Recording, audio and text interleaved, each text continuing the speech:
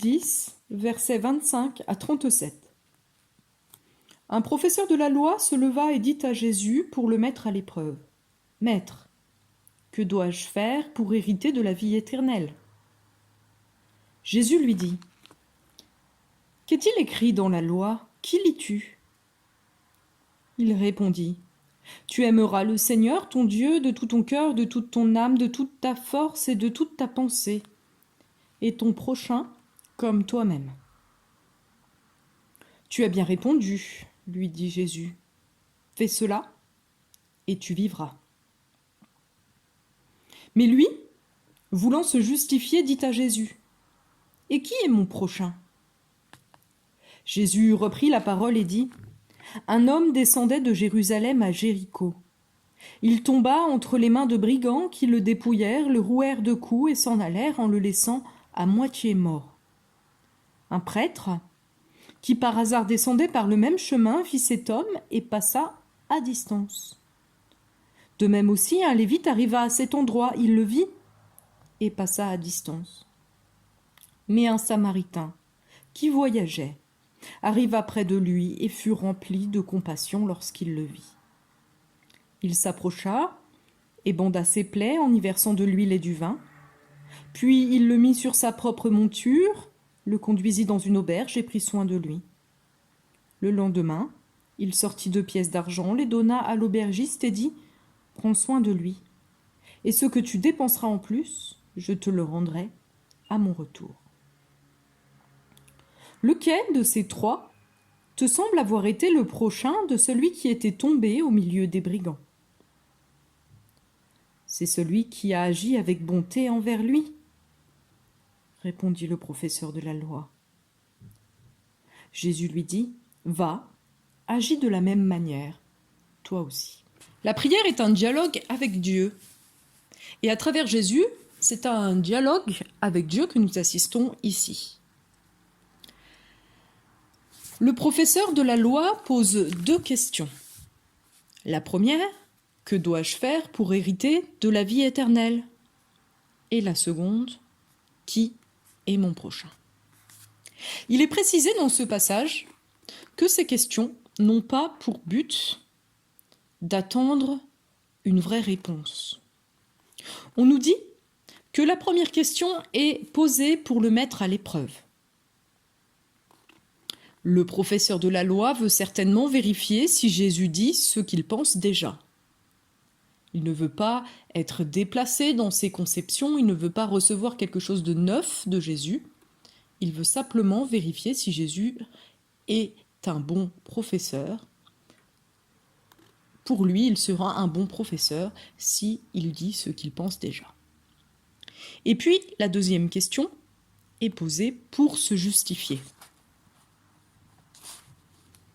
Soit ce professeur veut éviter d'avoir l'air bête parce qu'il vient de poser une question dont il connaît déjà la réponse.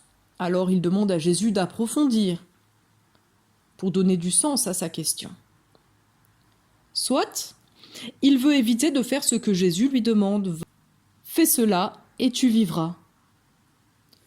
Vous savez, parfois, quand on nous demande de faire quelque chose, quand la Bible nous invite à faire quelque chose de difficile, nous préférons discuter de choses théologiques que de faire ce qui nous est demandé. Jésus va parler en donnant une parabole, et bien que ce professeur de la loi n'attendait rien de lui, il va lui être donné d'accueillir une nouvelle vision des choses. À travers ces 2 questions, celle de la vie éternelle et celle du prochain, il va être donné à notre professeur de la loi d'être complètement retourné dans sa manière habituelle de penser par cette question que Jésus pose à la fin de cette parabole.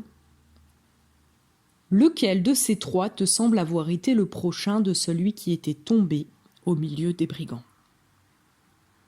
À travers cette parabole et la question qui la suit, notre protagoniste est appelé à recevoir une nouvelle vision de sa relation à lui-même. Probablement en entendant l'histoire, il se voyait comme le prêtre, ou peut-être comme mieux que le prêtre. Beaucoup de professeurs de la loi étaient des pharisiens, des gens qui pensaient être plus obéissants que ceux qui faisaient tourner le culte au temple. Et voilà que la question de Jésus, lequel de ces trois te semble avoir été le prochain de celui qui était tombé au milieu des brigands, le met dans la position du blessé. Alors qu'il se croyait bon, il est invité à se percevoir comme celui qui a besoin de recevoir des autres. Sa relation aux autres, justement, est aussi bouleversée par cette histoire. Notre prochain suggère notre passage. Ce n'est pas quelque chose de théorique, ce n'est pas seulement les Juifs, comme ceux qu'on croyait à l'époque, comme ceux qu'on discutait à l'époque. Le prochain, c'est celui que Dieu met sur ton chemin, qu'il t'aide ou que tu l'aides. Jésus, ici, dit que la notion de prochain n'est pas idéologique. Le prochain, ce n'est pas celui qu'on désire aider, ce n'est pas celui qu'on croit devoir aider, mais c'est celui que Dieu nous donne. Enfin, sa relation à Dieu est bouleversée. Il pensait devoir savoir et devoir faire. Et voilà que Jésus lui raconte l'histoire d'un Samaritain. Et vous savez, une des interprétations de cette parabole, c'est que Jésus représente le Samaritain. Il sera rejeté, comme les Samaritains étaient rejetés. Et le mot qui est traduit dans notre passage par compassion n'est utilisé dans l'évangile de Luc que pour parler de la compassion de Dieu qui vient nous rejoindre en Christ. Ainsi, à la question « Que faut-il faire pour recevoir la vie éternelle ?» Jésus transmet cette idée qu'il faut recevoir ce que Dieu donne, qu'il faut recevoir Christ et sa grâce, plutôt que de faire. Bref, cette histoire nous appelle à recevoir, à vivre de la grâce, dans notre relation à Dieu, dans notre relation à nous-mêmes, dans notre relation aux autres, à vivre de la grâce jusque dans une prière où nous nous attendons à recevoir ce que Dieu veut nous donner. Une prière qui est parole, mais qui est aussi écoute de ce que Dieu veut nous dire, écoute de ce que Dieu nous appelle à faire.